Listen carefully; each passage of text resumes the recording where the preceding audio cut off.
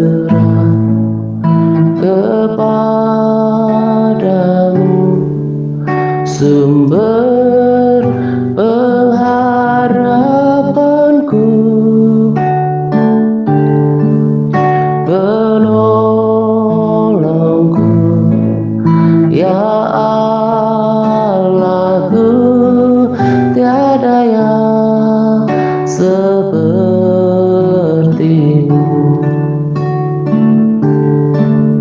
Ku berserah kepadamu,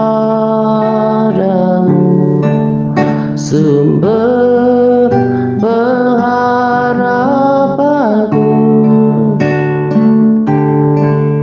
penolongku, ya Allahku, tiada yang sepertimu.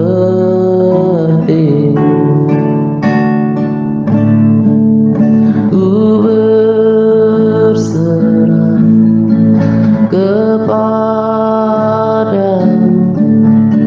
sumber pengharapanku, penolongku, ya Allahku, tiada yang sepertimu.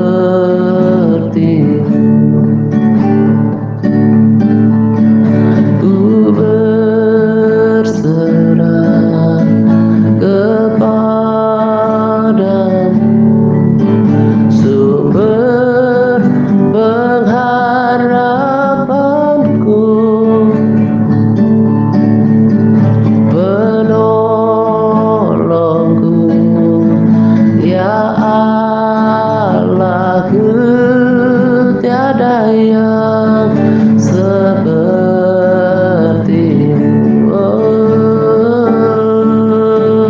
Ku berserah kepadamu, sumber pengharapanku, penolongku, ya Allahku, tiada yang sepertimu.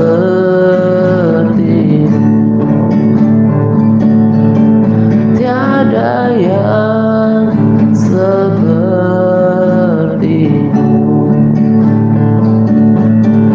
Tiada yang sepertimu.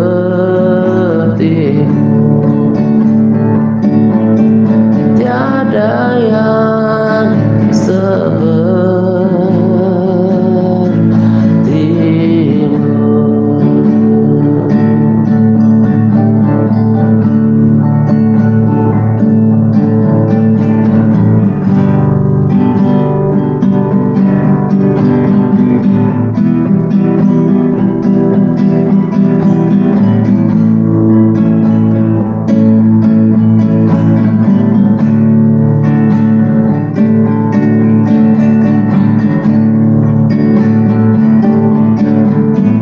sekarang ku memujimu, Allah yang setia, yang tak pernah meninggalkan perbuatan tanganmu. Sekarang ku menyembahmu, Allah yang mulia, sempurnakan segenap hidupku agar indah bagimu. Sekarang ku memujimu, Allah yang setia, yang tak pernah meninggalkan perbuatan tanganmu. Sekarang ku menyembahmu, Allah yang mulia, sempurnakan segenap hidupku agar indah bagimu.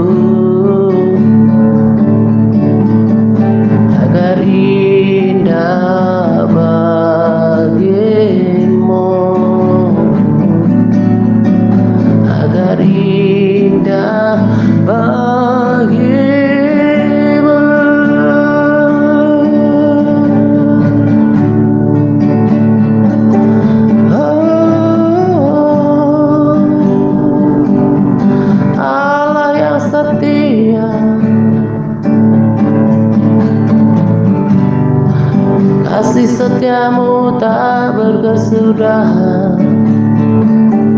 pertolonganmu tak pernah terlambat.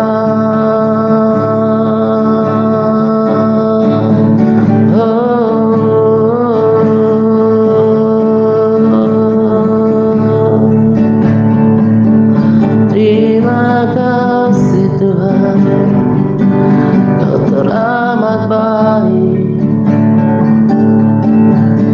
Kau sangat baik bagiku Tuhan.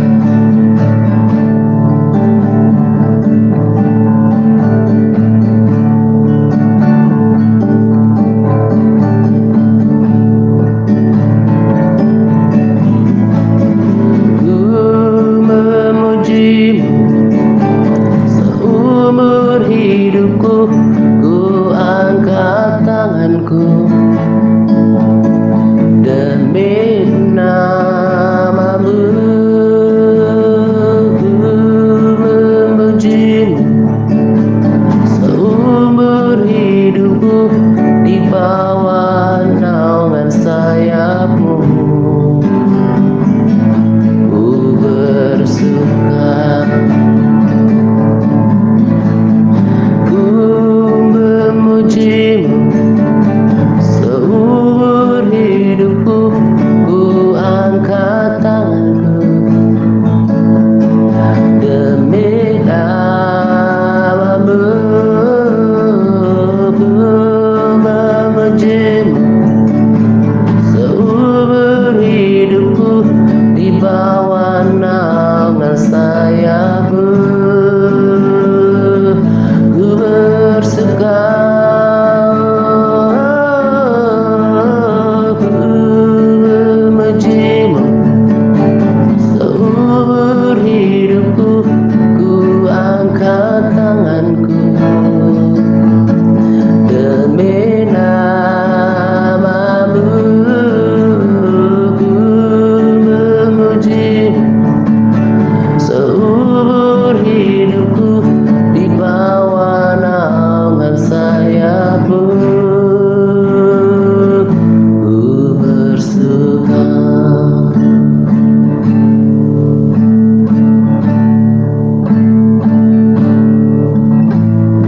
Ku memujimu seumur hidupku, ku angkat tanganku demi namamu. Memujimu seumur hidupku, di bawah naungan sayapmu ku bersuka. Ku bersuka. Ku bersuka. Ku bersuka. Haleluya, terpujilah Tuhan, terpujilah Yesus, kekal selamanya. Haleluya, terpujilah Tuhan, terpujilah Yesus, kekal selamanya. Haleluya, terpujilah Tuhan, terpujilah Yesus, kekal selamanya. Haleluya, terpujilah Tuhan, terpujilah Yesus, kekal selamanya.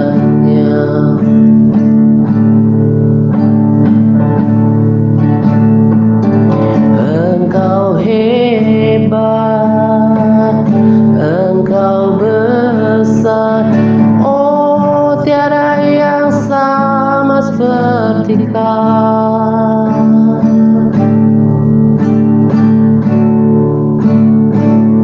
Engkau dahsyat,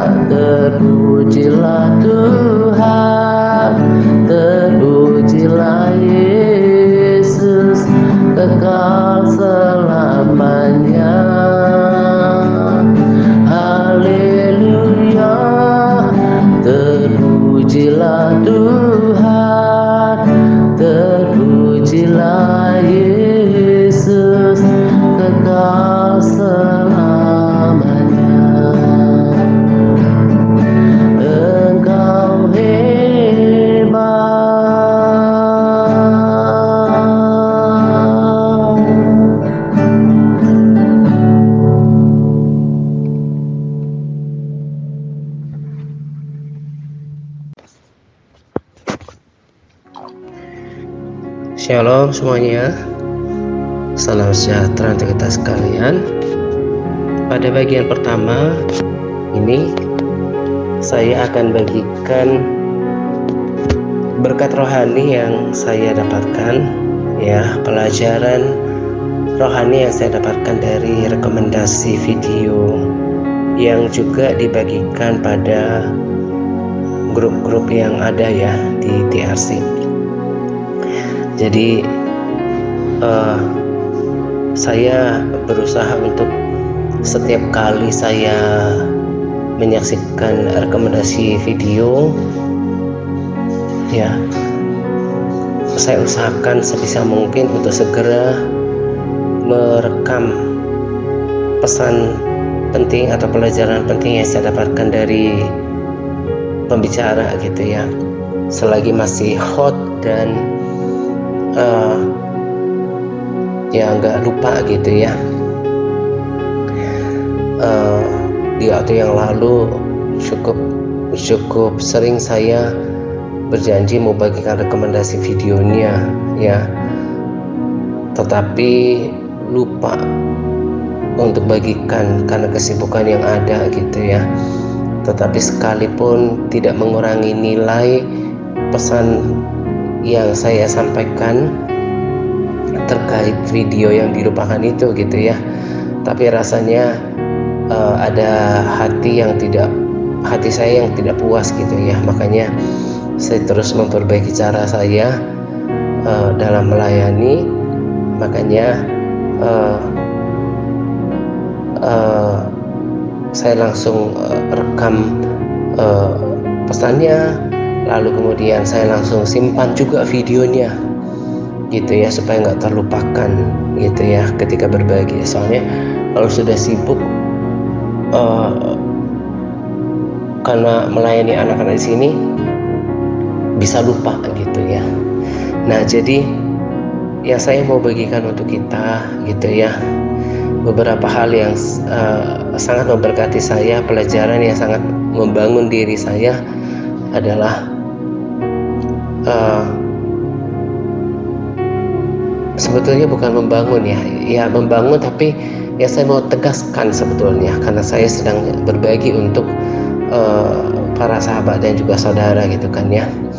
Jadi beliau ini adalah salah seorang hamba Tuhan yang saya ikuti videonya di YouTube. Sudah cukup banyak karena saya rasa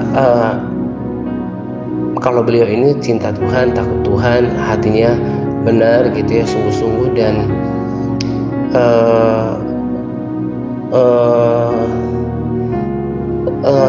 ada kemudian hati terus penuh dengan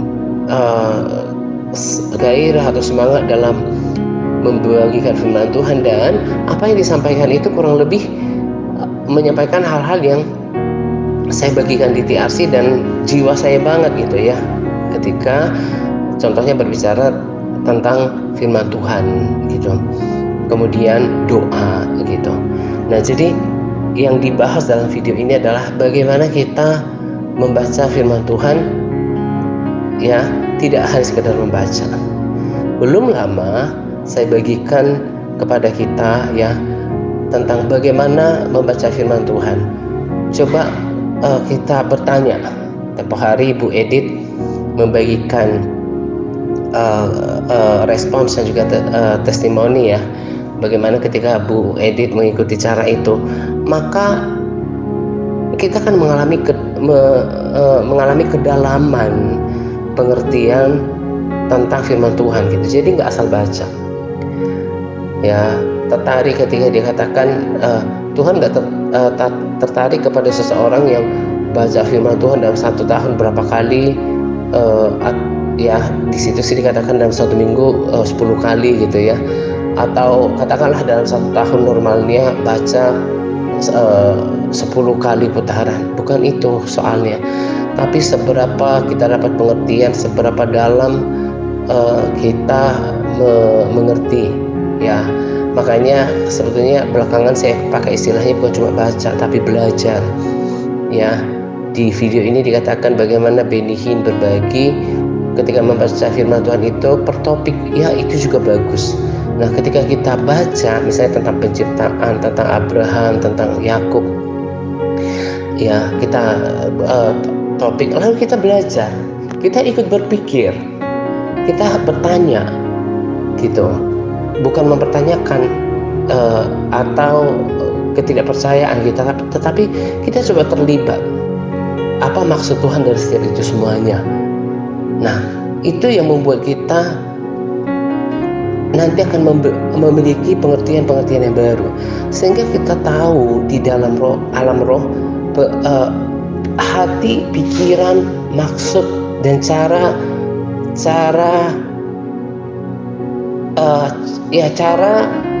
kerja, cara berpikirnya Tuhan gitu. Karena pikiran, maksudnya Tuhan itu ada di situ semuanya, sehingga kita bisa belajar pribadinya, karakternya gitu. Makanya membaca firman itu harus betul-betul mau dipelajari, terlibat itu. Kenapa ya? Atau kita berpikir, oh kok dia Tuhan bisa lakukan itu ya? Nah, nanti Roh Kudus akan kasih tahu. Nah, sehingga kalau kita memiliki kedalaman pengenalan akan Tuhan, kita tahu kekuatannya di masa lalu, kehebatannya, kuasanya, maksud-maksudnya, rancangan-rancangannya atas orang gitu ya. Dia nggak pernah berbohong kepada orang, nggak pernah celakakan orang. Dia memegang janji-janjinya gitu. Kita bisa aplikasikan kepada diri saya bahwa Tuhan itu seperti itu pun, seperti itu juga kepada diri saya, sehingga kapasitas iman kita terus bertambah. Dia katakan kayak gini, kalau ada sesuatu yang stagnan, yang mentok di dalam kehidupan kita, pasti dia tidak memiliki kedalaman dalam membaca firman Tuhan, dan juga doanya, kehidupan doanya itu minim. Nah, sebetulnya itu aja. Bagaimana supaya kita mengalami breakthrough? Betul-betul mau belajar, mau mengerti dan memahami pribadi Tuhan, pikirannya, maksud-maksudnya lewat setiap apa yang dilakukan dalam firman Tuhan, sehingga kita semakin mengenal siapa Dia. Lalu kita ramu iman yang timbul, pengetahuan yang timbul, pengertian yang timbul dari firman Tuhan dengan banyak berdoa. Maka kapasitas kerohanian kita itu akan terus bertambah. Ya, ini juga menjadi tantangan buat saya. Kenapa kok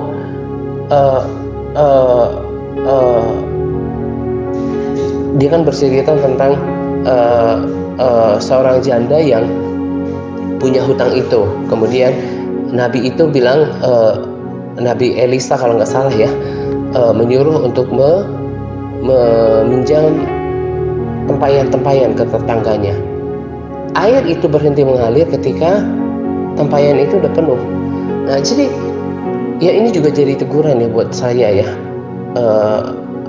dan selalu akan menjadi peringatan.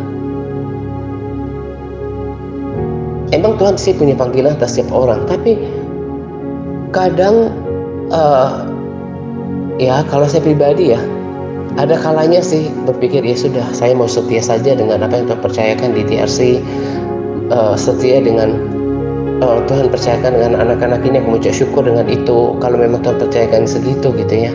Tapi dari sini juga saya bisa belajar gitu ya, jangan-jangan saya karena tidak memperbesar kapasitas saya, sehingga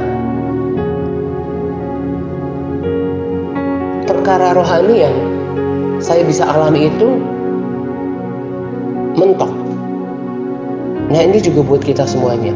Kalau kita ingin memperbesar kapasitas, kalau kita ingin melihat hal-hal yang miraculous, yang penuh keajaiban, breakthrough, terobosan di dalam urusan kita pribadi, kehidupan kita masing-masing gitu ya, ataupun pelayanan, coba perbesar kapasitas kita, kerohanian kita.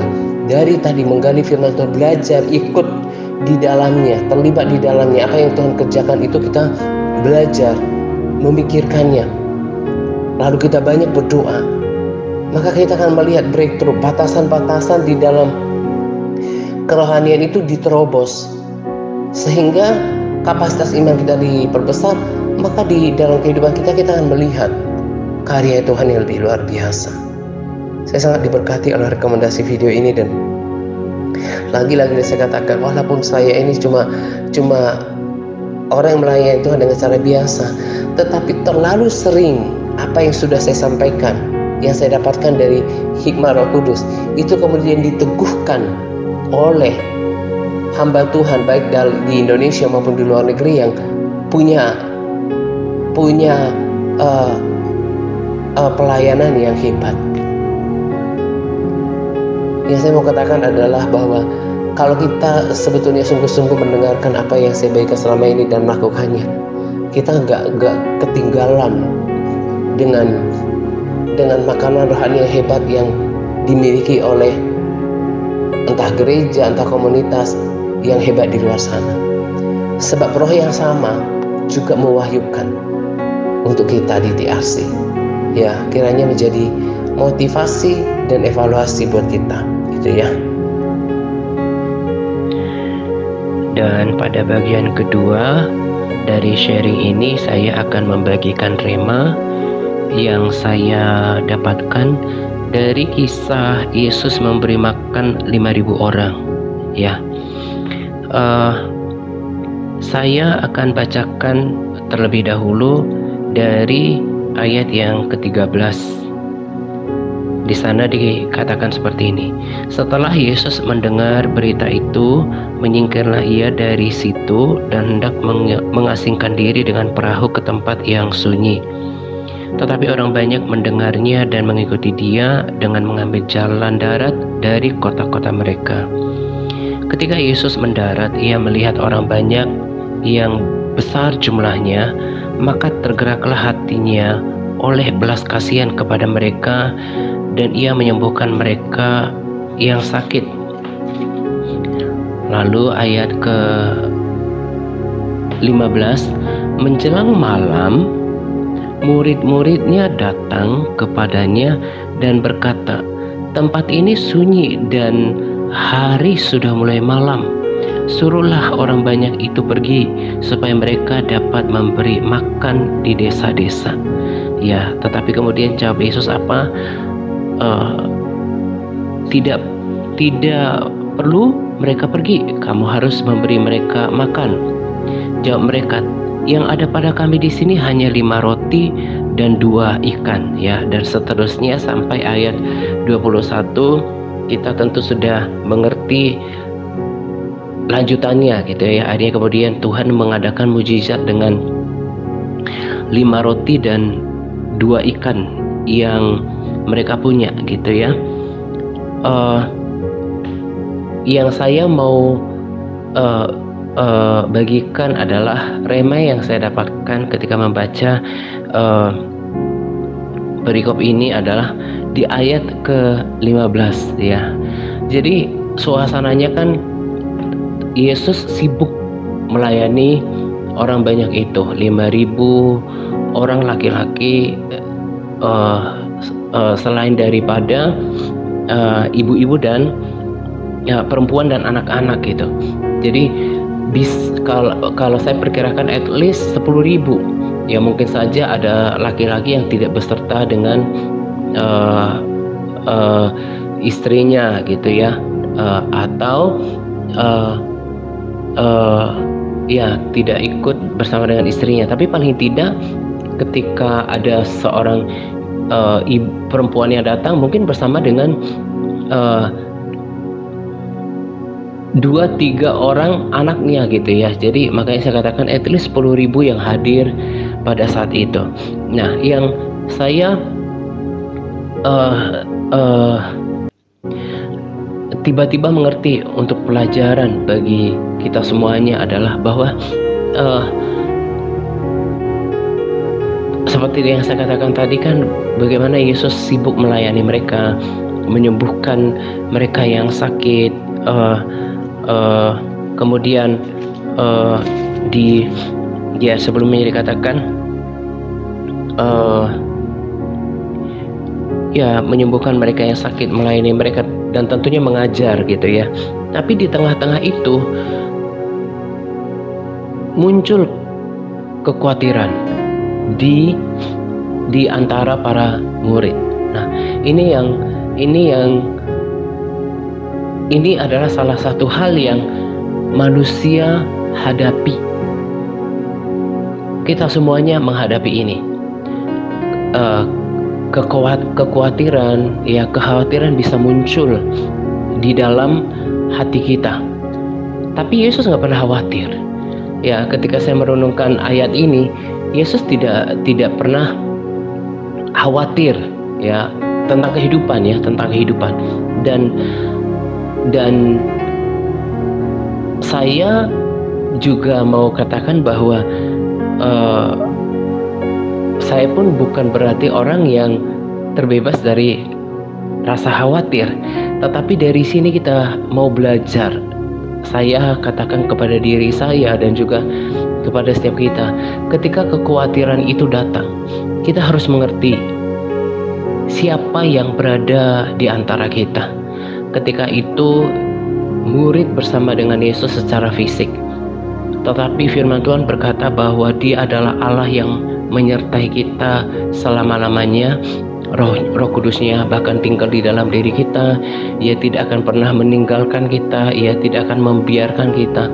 Maka ketika kekhawatiran itu datang, kita harus punya inisiatif untuk mengingatkan diri kita akan firman Tuhan ini. Bagaimana Tuhan yang ada bersama dengan murid ketika itu juga adalah Allah yang bersama dengan kita, dan kita tidak boleh membiarkan kekhawatiran sampai menghimpit jiwa kita, sampai menguasai kita. Karena kalau kita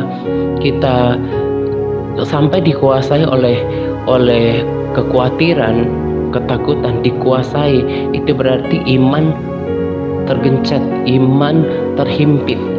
Nah, sementara hidup tanpa iman yang kuat itu tidak mungkin berkenan kepada Tuhan, gitu ya.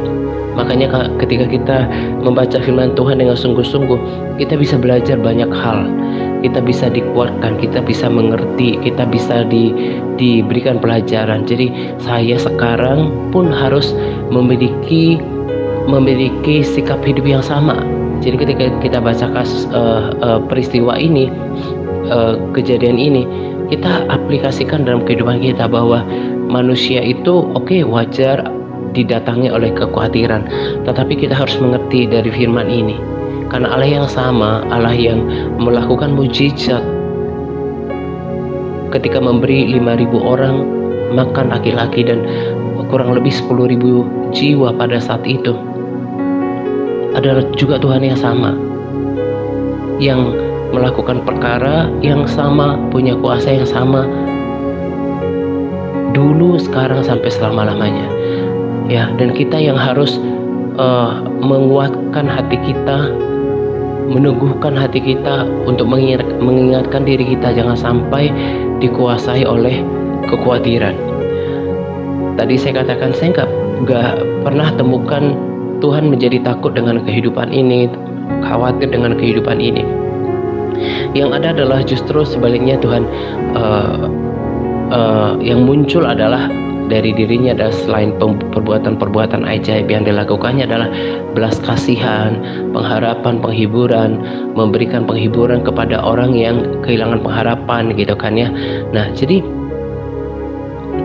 kita yang punya tanggung jawab untuk mengingatkan diri kita. Saya suka kata-kata Tuhan kepada Yosua untuk kuatkan hatimu, teguhkan hatimu. Lalu kemudian juga saya baca di kitab yang sama juga ketika perempuan yang pendarahan 12 tahun, perkataan yang keluar dari ucapan Yesus adalah kuatkan hatimu. Nah, jadi itu adalah sebuah harus menjadi kebiasaan, harus menjadi gaya hidup untuk kita mengingatkan diri kita, menguatkan kepercayaan kita, teguhkan iman kita tentang firman Tuhan, bahwa Dia menyertai kita, Dia tidak akan meninggalkan kita, Dia tidak akan membiarkan kita. Ya, kita bangun karakter ini di dalam diri kita, sehingga kita tetap bisa berjalan dan melihat kemenangan yang daripada Tuhan. Ini saya rekam bagian kedua ini setelah sharing khusus akhir tahun kemarin. Nah, kalau bagian satunya saya sudah persiapkan jauh-jauh hari gitu ya. Nah, kenapa saya katakan itu? Karena di sini juga saya mau tambahkan hal yang lupa dari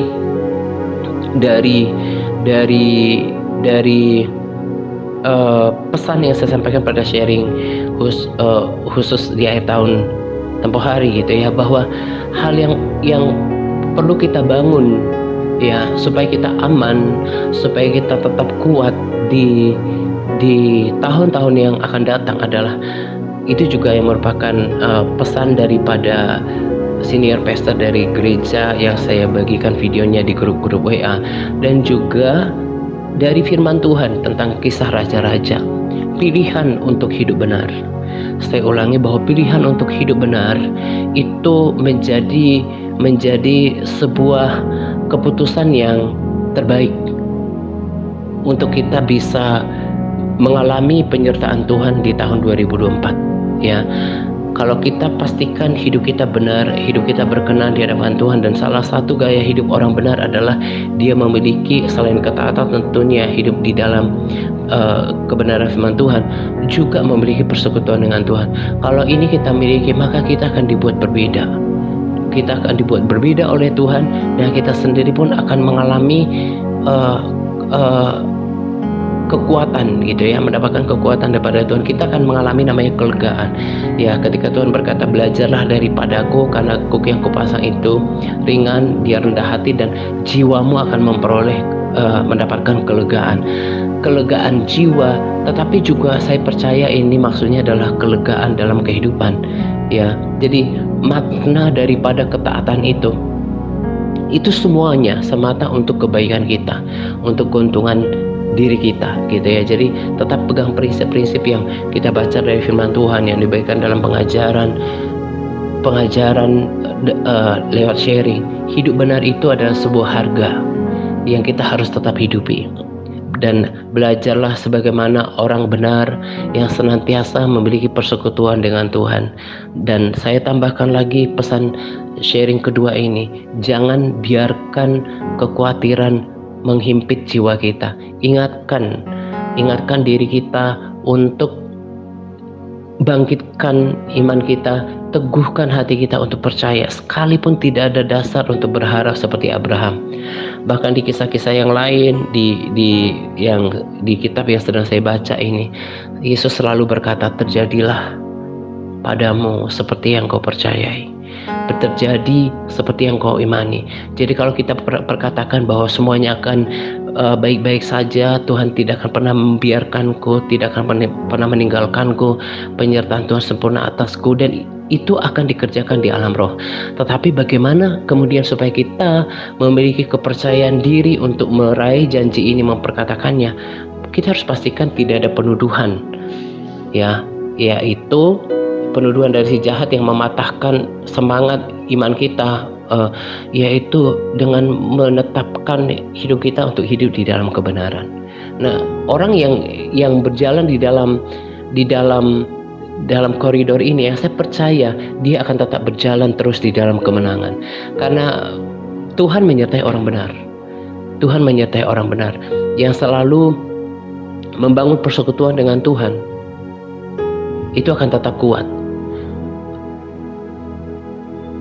tetap memelihara sukacita Tuhan yang memberikan kekuatan. Hal-hal yang dalam kutip yang sepele inilah yang sebetulnya akan mengerjakan kemenangan yang gilang gemilang bagi kita di tahun 2024. Bukan karena kekuatan kita, tetapi sungguh-sungguh berserah, percaya kepada Tuhan, dan kita lakukan bagian kita. Jadi nggak ada tahun yang akan menjadi tahun yang menakutkan buat kita. Sekalipun akan menjadi kegenapan bahwa dunia tidak akan menjadi lebih baik, tapi kan kita bukanlah nasib kita tidak ditentukan oleh dunia ini.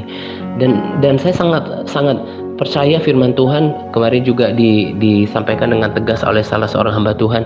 Saya simpan di motivasi, saya ambil dari Instagram gitu ya.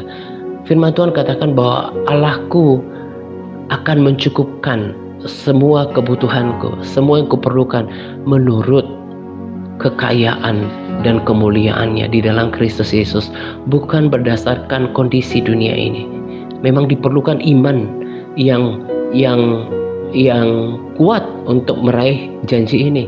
Makanya yang tadi saya katakan, kita pastikan hidup kita tidak ada penuduhan, maka kita akan dengan percaya diri untuk aminkan, untuk perkatakan, untuk klaim janji Tuhan bahwa Tuhan akan menyediakan tahun depan menurut kekayaan dan kemuliaannya.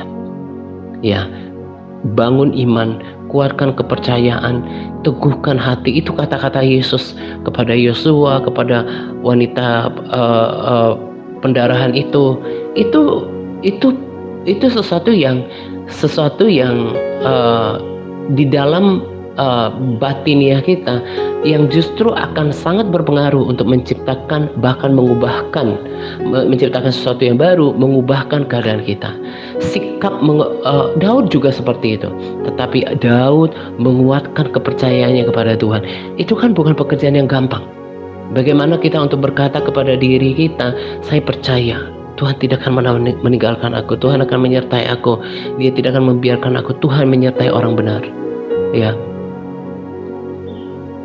kemampuan kita untuk menguatkan kepercayaan kita, meneguhkan hati kita, itu kita akan membawa kita kepada kemenangan.